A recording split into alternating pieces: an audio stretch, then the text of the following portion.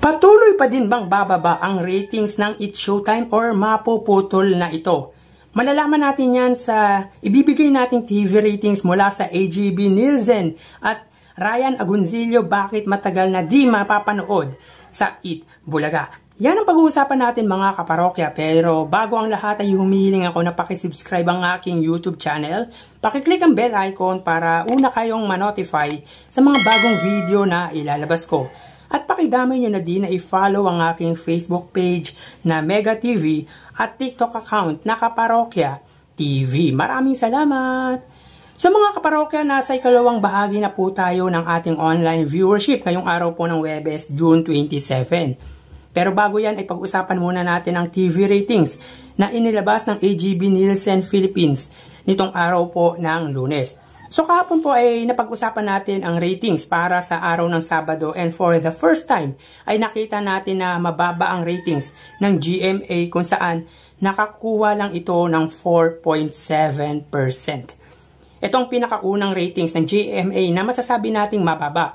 At syempre, ang It's Showtime ay may 7% overall at ang Eat Bulaga ay may 3.6%. Nakakapagtaka lang mga kaparokya dahil 7% for the special day. Alam naman po natin mga kaparokya na kapag araw po ng Sabado ay special day yon sa mga noontime show. Bagamat angat pa rin sila sa Eat Bulaga, pero masasabi pa rin natin na mababa ito dahil 1% bago nila makuha ang average TV ratings nila na 8%. So moving on tayo mga kaparokya.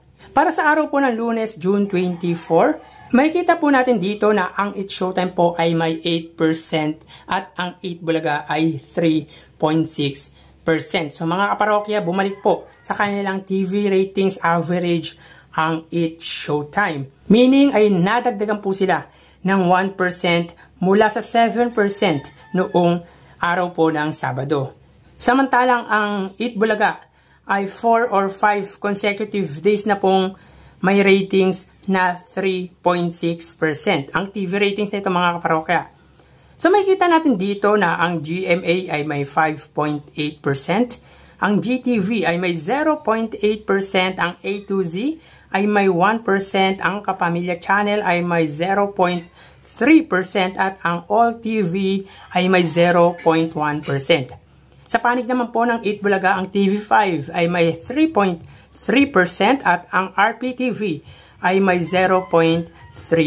So dito, nakabalik ang GMA mula sa pinakamababa nitong ratings last Saturday na 4.7, at kung titignan ang pagitan nila ng Eat Bulaga main channel or yung mother station nito na TV5 ay 2.5% ang pagitan or ang lamang nito. Syempre maganda ito para sa Kapuso Network.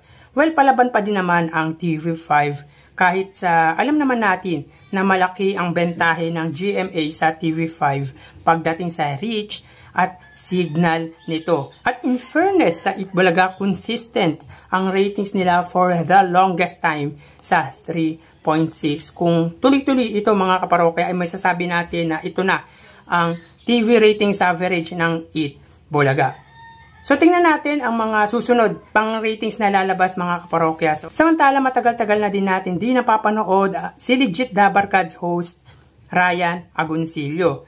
So napag-alaman natin mga kaparokya na nasa Madrid, Spain ang buong kaanak nito to support his child na si Lucio. So naglalaro or training po ng football sa Spain ang anak ni Ryan Agoncillo, dahilan para lumuwas kasama ang asawa nito na si Juday or si Judy Ann Santos at ang mga anak para suportahan nga ang anak na lalaki na naglalaro ng football. So grabe, athlete din pala ang anak ni Ryan and proud parents sila para sa kanilang anak. So medyo matagal-tagal for sure liliban si Ryan sa Eat Bulaga, and hoping na walang maging injury si Lucio at makabalik na muli si Ryan sa Eat Bulaga.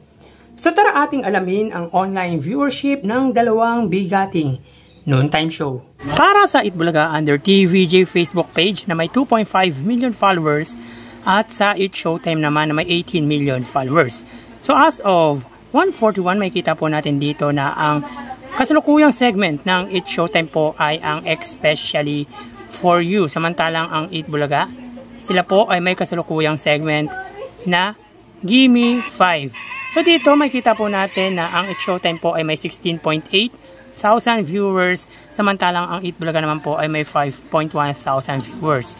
So ulitin po natin, as of 1:42 PM, ang It's Showtime ay may 16.8 thousand viewers at ang Eat Bulaga naman po ay may 5.1 thousand viewers. So mapunta naman po tayo sa TV Network YouTube channel at unahin po natin ang It's Showtime, under po yan sa GMA Network na may kasalukuyang subscribers na 35.6 million. Ang Eat Bulaga naman po, under po yan sa TV5 Philippines na may kasalukuyang subscribers na 1.85 million. So as of 1:42 PM, ang It's Showtime under GMA po ay may 26,000 viewers. Samantalang ang Eat Bulaga under TV5 ay may 37,000 viewers. So ulitin po natin, as of 1:42, ang It's Showtime under GMA ay may 26,000, samantalang ang Eat Bulaga under TV5 ay may 37,000 viewers. So mapunta naman po tayo sa main YouTube channel ng Dalawang Noontime Show para po sa It's Showtime na may kasalukuyang subscribers na 2.28 million. Samantalang ang Eat Bulaga naman po under TV5 ay may kasalukuyang subscribers na 1.03. As of 1:43, ang It's Showtime ay may 105,000 viewers at ang Eat Bulaga naman po ay may 63,000. Ulitin po natin, as of 1:43, ang It's Showtime, sila po ay may 105,000 viewers at ang Eat Bulaga naman po ay may 63,000 viewers.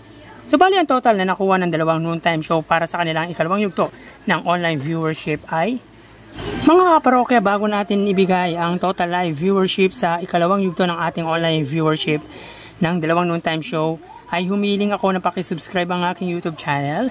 Pakiclick ang bell icon para una kayong ma-notify sa mga bagong video na ilalabas ko. At pakidamay nyo na din na i-follow ang aking Facebook page na Mega TV at ang aking TikTok account na Kaparokya TV. Maraming salamat!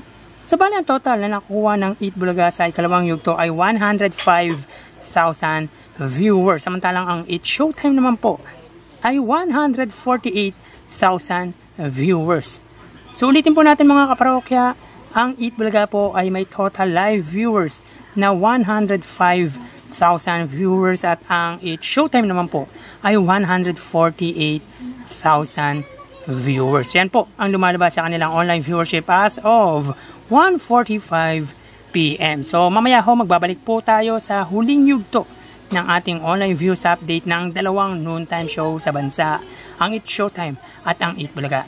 So magpapaalam po muna ako pansamantala. Thank you and God bless!